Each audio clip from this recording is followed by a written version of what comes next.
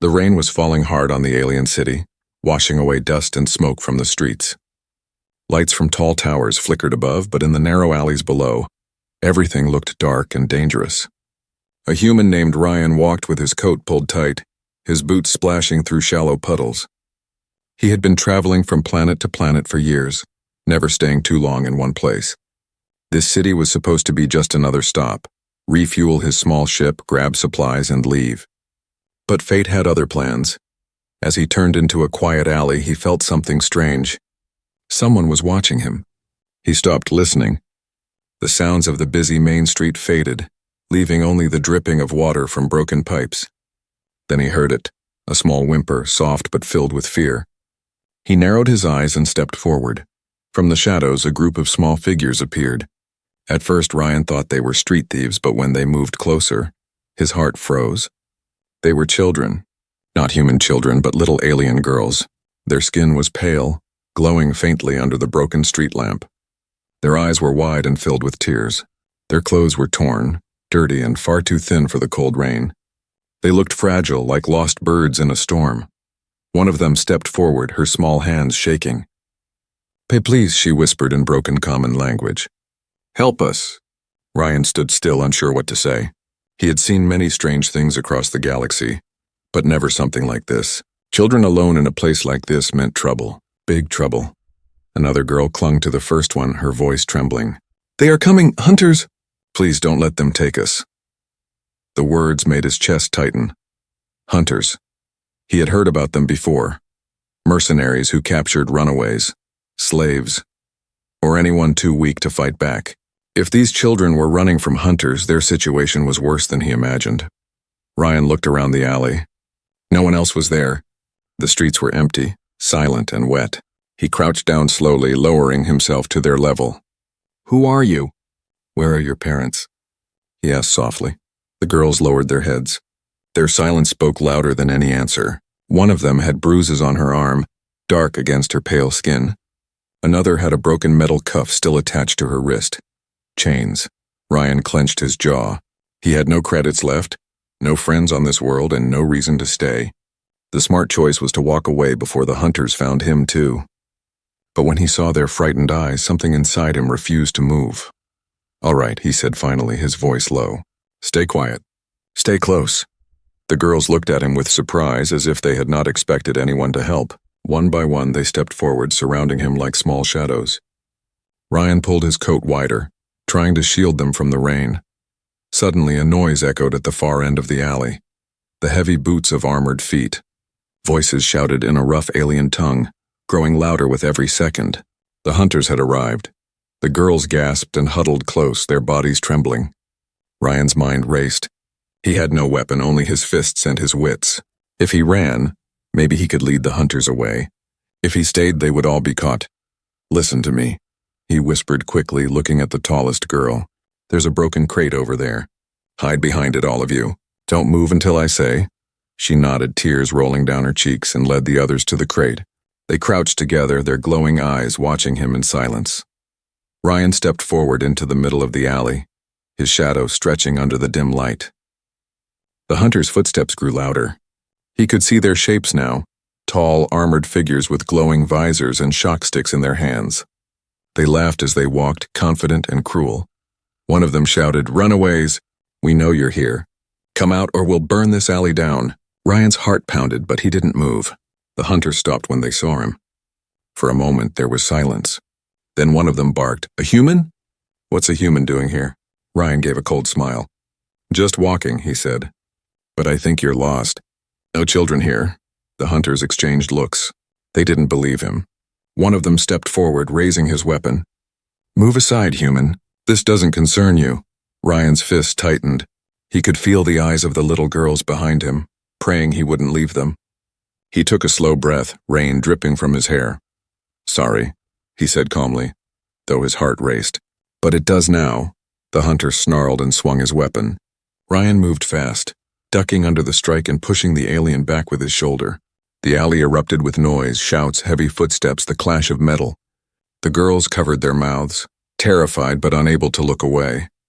Ryan fought with everything he had, using quick movements and raw strength. He wasn't stronger than the hunters, but he was faster, unpredictable, and desperate. Every punch, every dodge was fueled by something he didn't fully understand: anger, pity, and a strange determination not to let those children down. The fight was brutal, but short. Ryan managed to knock one hunter into a wall, leaving him groaning. The others cursed, realizing this human would not be easy prey. They shouted to each other and retreated for now, promising to return. Silence fell again, broken only by Ryan's heavy breathing. His knuckles were bruised, his coat torn, but he was still standing. The little girls rushed out from their hiding place, their eyes wide with shock and hope. One of them whispered, Why did you help us?" Ryan looked at them, rain running down his face. He wanted to answer, but no words came. Instead, he simply reached out his hand. "Come on. We need to move before they come back." The girls stared at his hand, then at each other. Slowly, the tallest one placed her small hand in his. The others followed, holding onto his coat. Together, they disappeared into the night, the rain hiding their steps, while danger followed close behind. The night grew colder as Ryan led the little alien girls through twisting back streets. The city was alive with neon lights and laughter in the distance, but here in the shadows, silence ruled. The children clung to his coat, their steps quick and nervous. Every sound, every echo of boots, every hiss of steam pipes made them tremble. Finally, they stopped at a broken metal door hidden behind piles of junk. The tallest girl pushed it open, revealing a dark room inside. "Here," she whispered. "Safe. For now." Ryan ducked under the doorway and stepped inside. The place smelled of rust and mold. Old crates and broken machines filled the corners. A few ragged blankets lay on the floor, wet and dirty. This was where they had been hiding.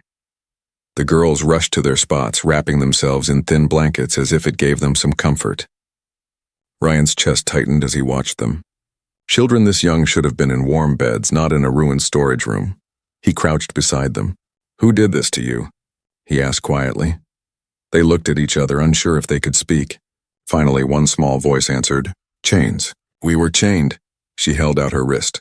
Even in the dim light, Ryan could see the metal cuff still locked tight around it, its edges cutting into her skin. Another girl lifted her sleeve to reveal burns on her arm where restraints had once held her. Ryan's fists clenched. He had seen cruelty before: wars, slavers, broken refugees. But seeing it on children made something inside him boil. The tallest girl spoke in a shaky voice. "We were taken from our home, sold like things, but we escaped. Hunters want us back." Her words hit him like a hammer. Escaped slaves. On this planet, that meant they were as good as dead if caught. Ryan sat back, his mind racing. He had no weapons, no allies here.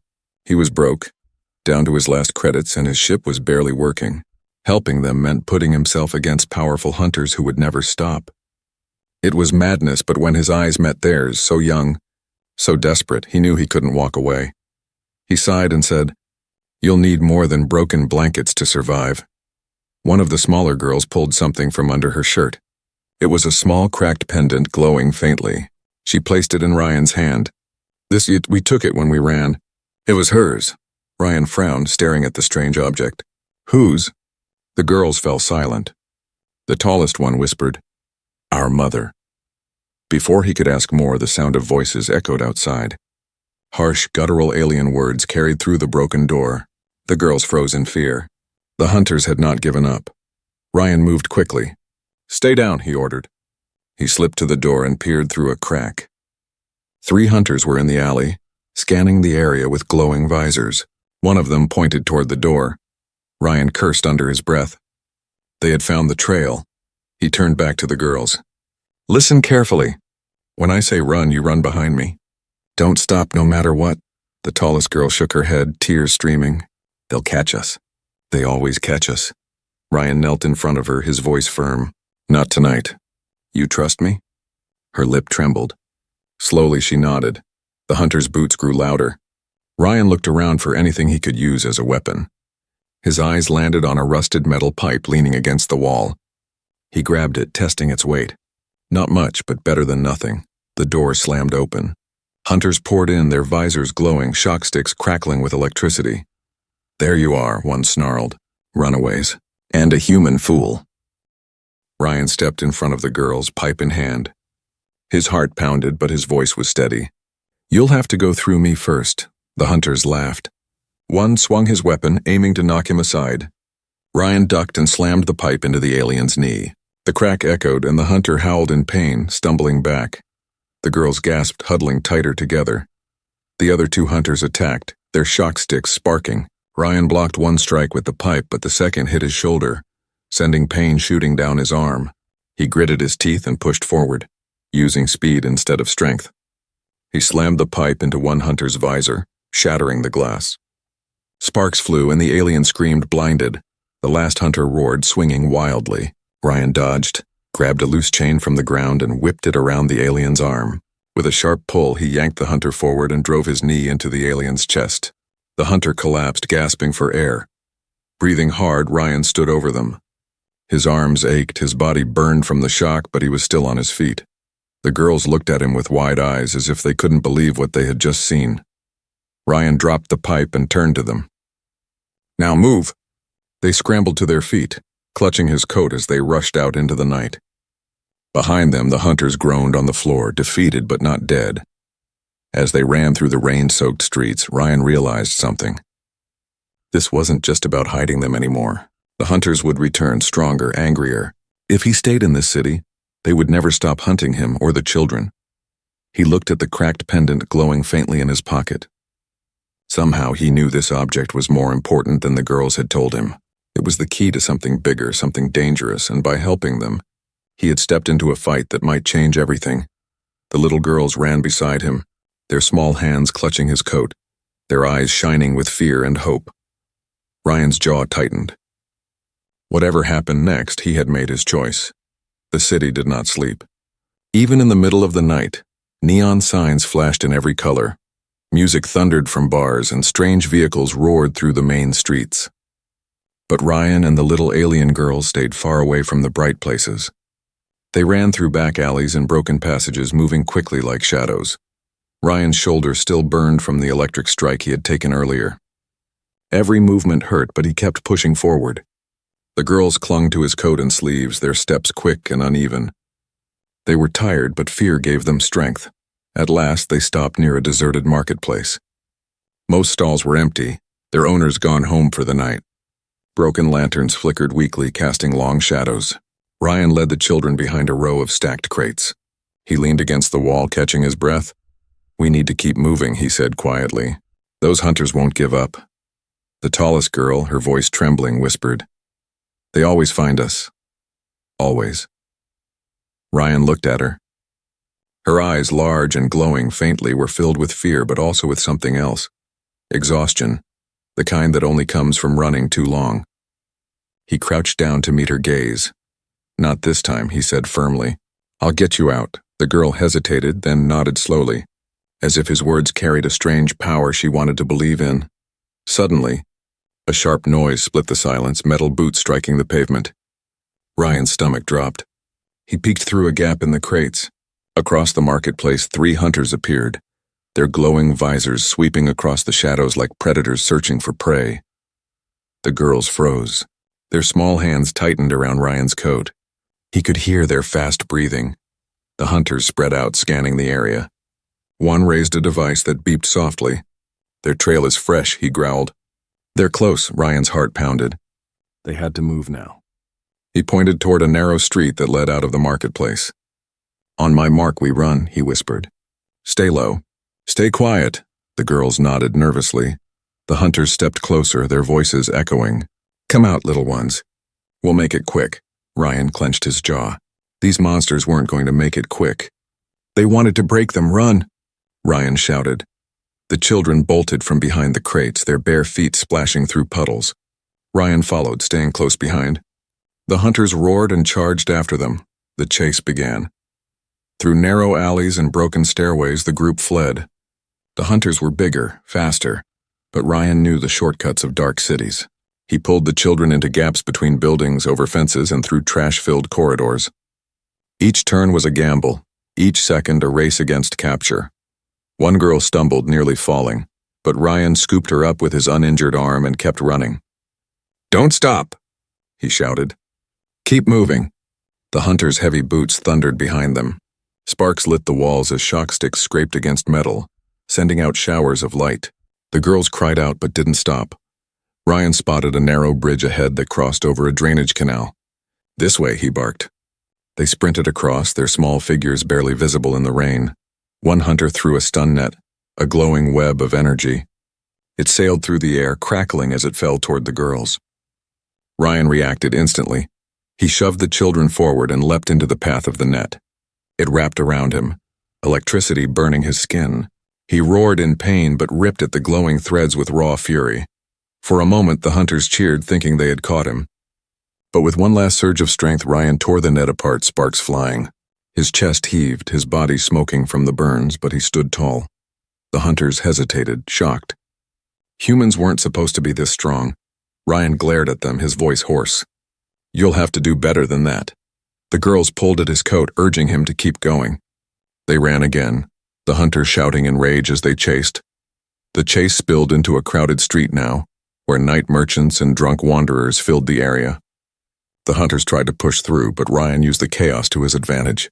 He knocked over stalls, spilled baskets of fruit, and sent carts rolling into their path. People screamed and scattered, adding to the confusion. "Go," Ryan urged the girls. They darted between legs and carts, moving like quicksilver. At last, they ducked into a hidden passage under a collapsed building. Ryan followed, panting heavily. The hunters were slowed by the chaos, their shouts fading behind.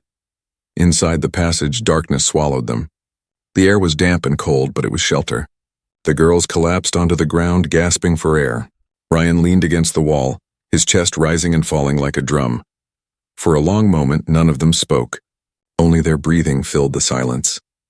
Finally, one of the girls whispered, "Why do you help us?" "You don't know us," Ryan looked at her. His face was tired, bruised, but his eyes burned with something fierce. "Because you asked," he said simply, "and no one else would." The girls stared at him, stunned by the simplicity of his answer. He sank to the ground, wincing at the pain in his shoulder and burns. He pulled the cracked pendant from his pocket, watching its faint glow. "What is this?" he asked softly. The tallest girl lowered her head. "It's not just a pendant. It is a sign, a mark of who we are." Ryan frowned. "And who are you?" Her voice trembled. "Daughters of a queen." Ryan's eyes widened. Everything suddenly made sense, the hunters, the chains, the endless chase. These weren't just runaway slaves. They were royal blood. And now, by helping them, he had declared war without even knowing it. The passage smelled of damp stone and rust. Drips of water echoed in the darkness, each drop like a slow clock ticking. Ryan sat against the wall, his breath heavy, his muscles sore. The girls huddled close together, their small frames wrapped in thin blankets they carried with them. For the first time since he had met them, no hunters were chasing, no shouts were echoing, no boots thundered behind, but silence brought its own weight. Ryan turned the cracked pendant in his hand, its faint glow shimmering against the wet stone. He looked at the tallest girl. "You said daughters of a queen," he whispered. His voice was steady, but inside his mind spun like a storm. The girl avoided his eyes. "We should not have told you." Ryan leaned forward, his jaw tight. "Hunters don't risk their necks for common slaves. They chase you because you are valuable. Tell me the truth," the youngest girl whimpered, covering her face. Another one clutched the edge of Ryan's coat, shaking her head. "If we tell, you will leave us too," she whispered. Ryan's chest tightened. He thought of all the times in his life when he had been left behind, when people chose the easy path instead of standing with him. He reached out, his voice softer. "I'm not leaving, but I can't protect you if I don't understand." Slowly, the tallest girl lifted her head. Her eyes glowed faintly, reflecting sorrow far too old for her young age. "We are the daughters of Queen Serenia, ruler of the Lyseri. Our mother is dead now. Her enemies took the throne. They wanted us gone." Ryan froze. He had heard the name Lysari before, an alien race known for their strange beauty, their shimmering skin, their wisdom. Their queens were said to hold not only power but influence across star systems.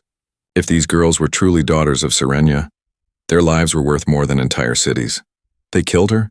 Ryan asked, his voice rough. The girl nodded. "And we were chained, sold. Like animals," the words tore at him. He closed his fist around the pendant. Now he understood.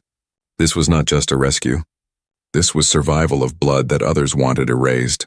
The girls looked at him with fear, waiting for his reaction. Would he hand them over? Would he run?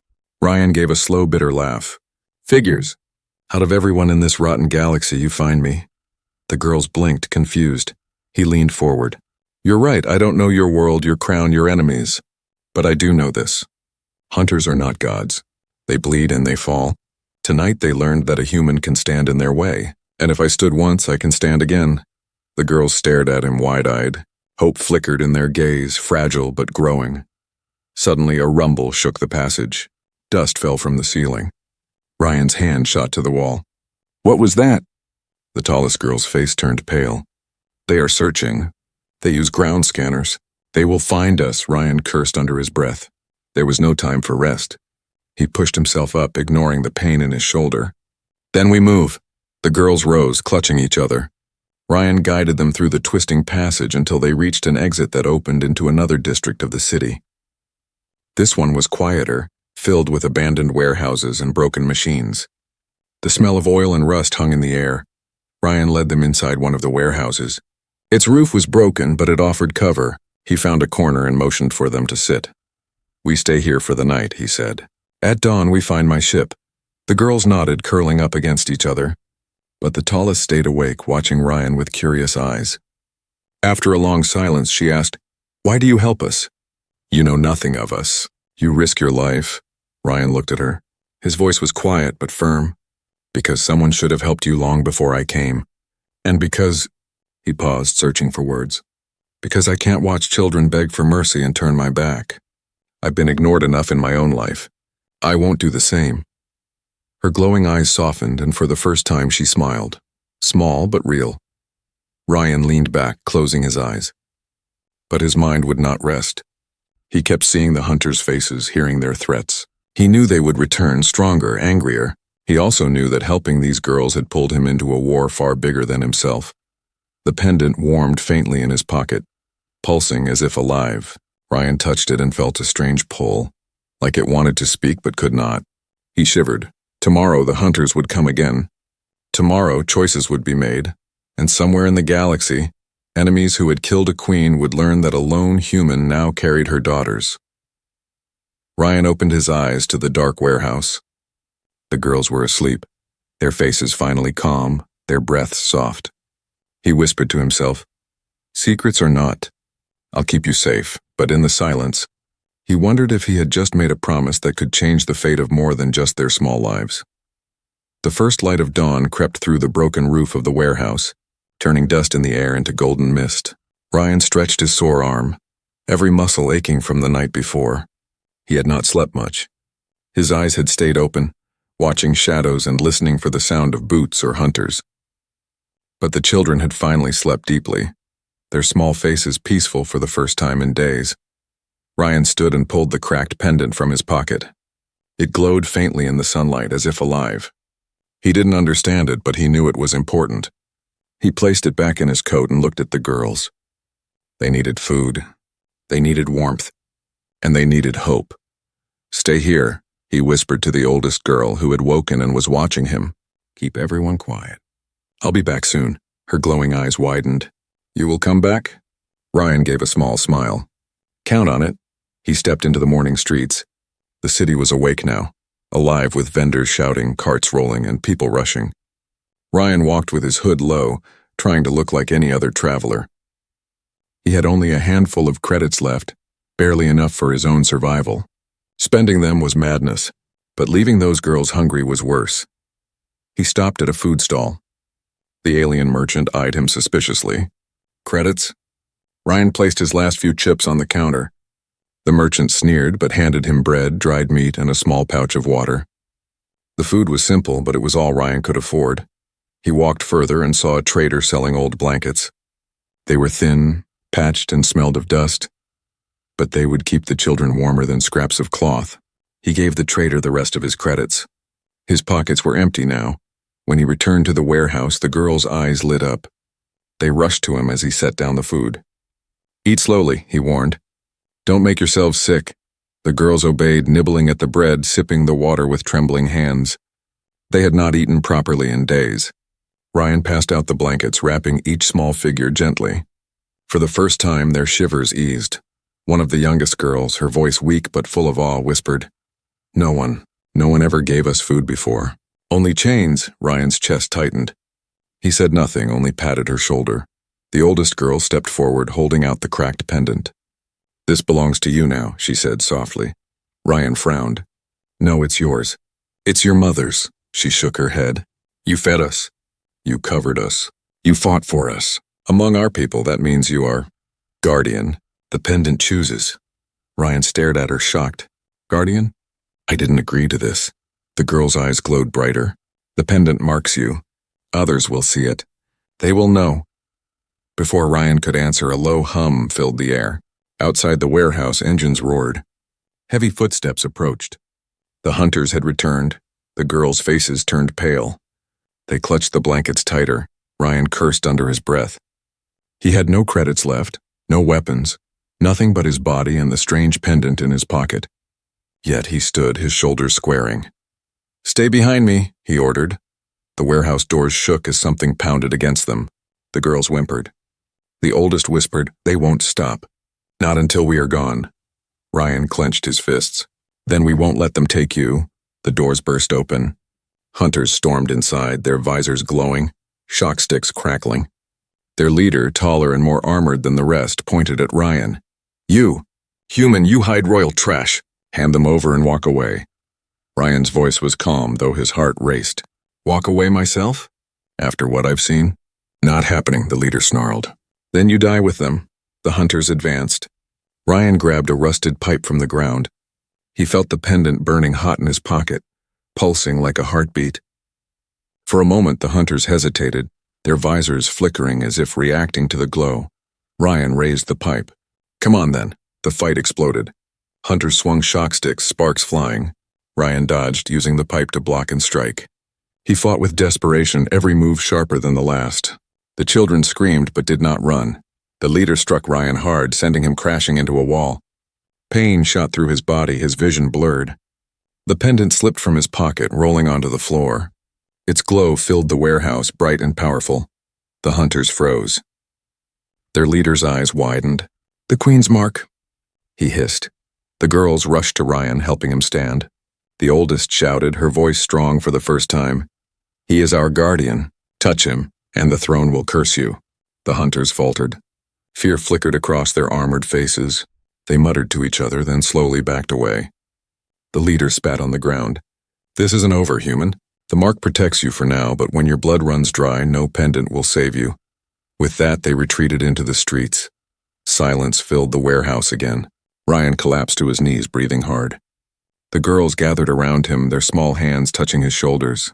The oldest girl whispered, "Now you see. The pendant is chosen. You are bound to us."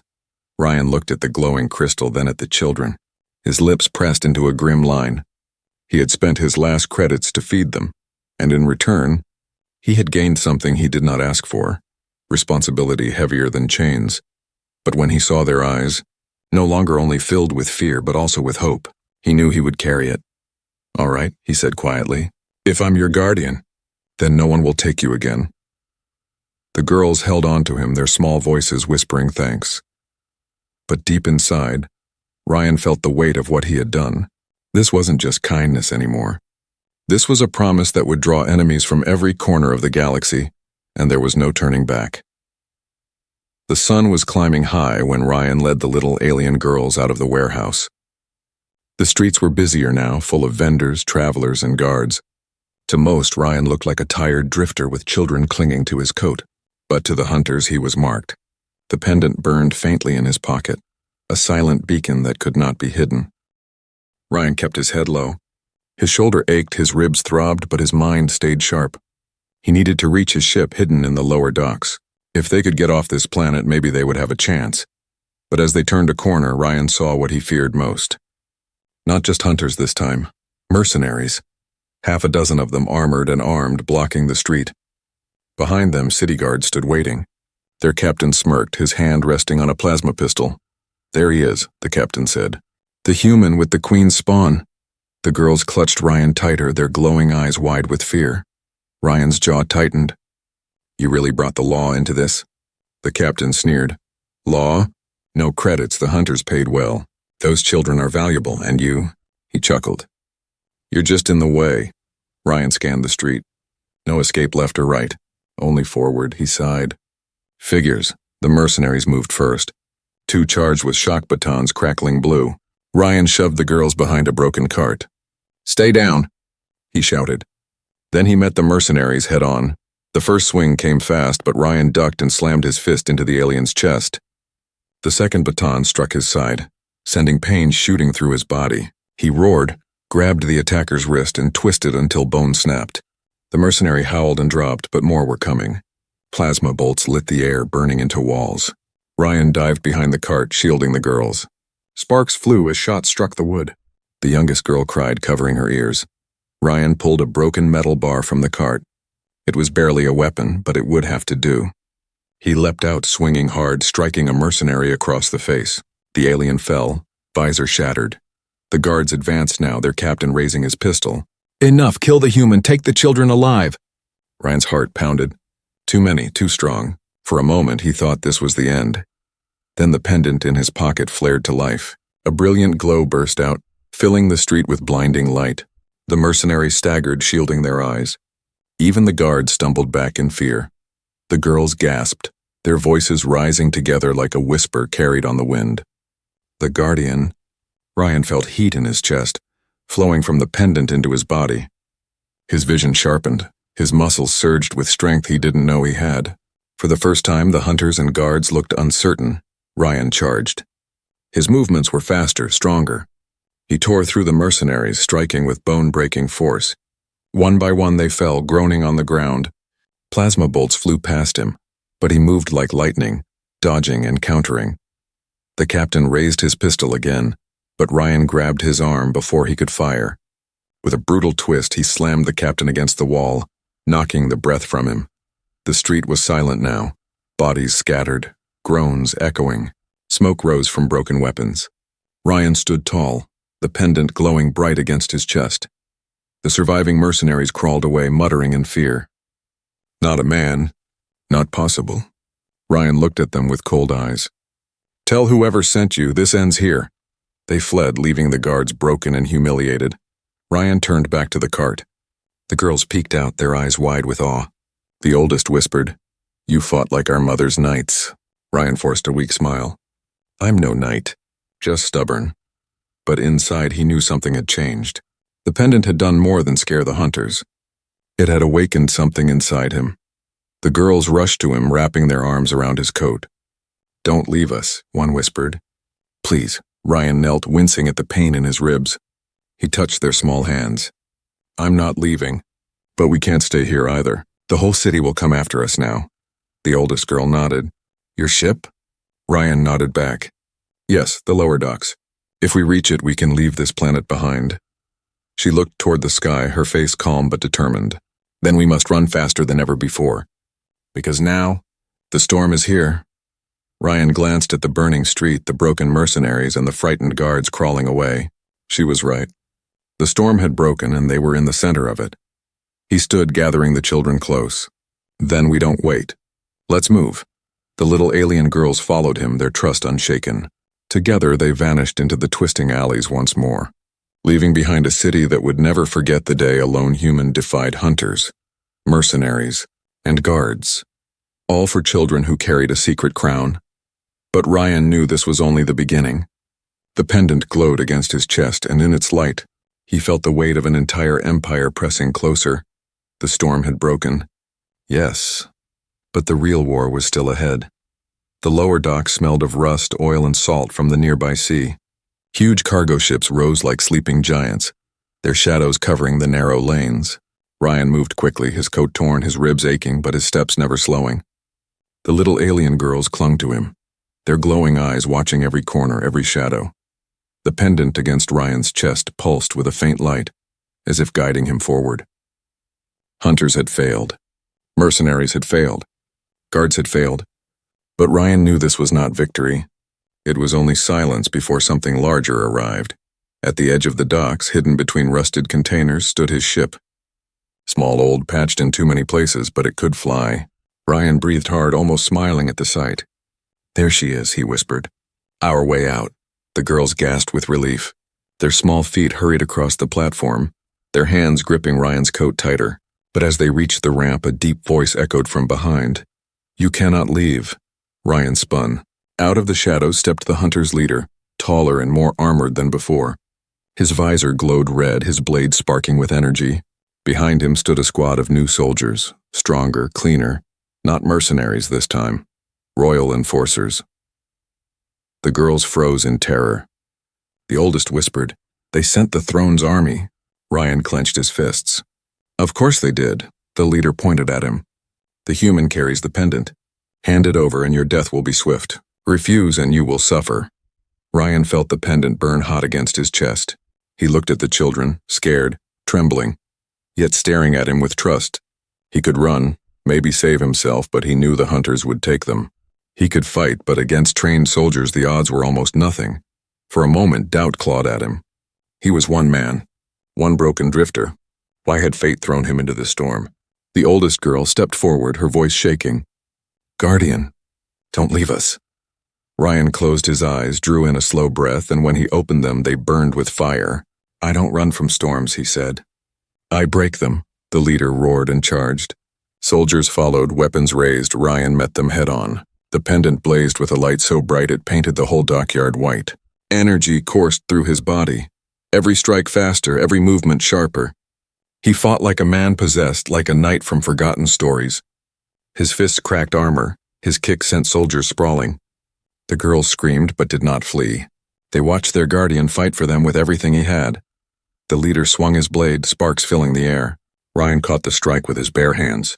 The energy burned his skin, but he held firm, staring into the hunter's visor. "Not today." With a roar, he twisted the blade aside and drove his fist into the leader's chest. The armored giant stumbled back, crashing to the ground. The surviving soldiers hesitated, fear breaking their courage. They saw the pendant glowing, saw the human still standing, and they faltered. "Fall back," one shouted. In moments, they fled into the shadows, leaving their broken leader behind. The docks fell silent, only the sound of Ryan's ragged breathing filling the air. His knuckles bled, his chest burned, but he was alive. The girls rushed to him, tears running down their faces. They clung to his coat, whispering thanks over and over. Ryan staggered to his ship and lowered the ramp. "Get inside," he said. His voice was weak but steady. They climbed aboard, their small footsteps echoing in the empty hold. Ryan followed, collapsing into the pilot's seat. His hands shook as he powered the ship. Engines rumbled to life, the old vessel trembling as if waking from a long sleep. The ship lifted, rising above the docks. Ryan looked out the viewport and saw soldiers gathering below, weapons raised but too late. Flames burst from the thrusters and the ship shot into the sky. The girls cheered softly, clapping their small hands. For the first time they felt safe. But Ryan knew better. Safety was an illusion. As the ship cleared the clouds, the pendant glowed brighter. Suddenly, alarms blared on the console. Dozens of ships appeared on the scanner, surrounding them in orbit. The girls gasped. "The fleet!" Ryan's eyes widened. Warships, royal ships. Their weapons locked on him. He gritted his teeth, preparing for the worst. Then something impossible happened. The pendant shone with a golden light filling the cockpit. The fleet's warships slowed, their guns lowering. On the communication screen, alien captains appeared, bowing their heads. A voice echoed through the speakers. "The heirs live. The Guardian carries the mark. Stand down." The warships pulled back, leaving a clear path for Ryan's small ship. The girls stared in awe. The oldest whispered, "They recognize you as protector of the crown." Ryan sat back in the chair, his body shaking. He had spent his last credits, fought hunters, mercenaries, and soldiers, and now found himself guardian of royal blood. He had no plan, no riches, no army. Yet in this moment, entire fleets bowed to him.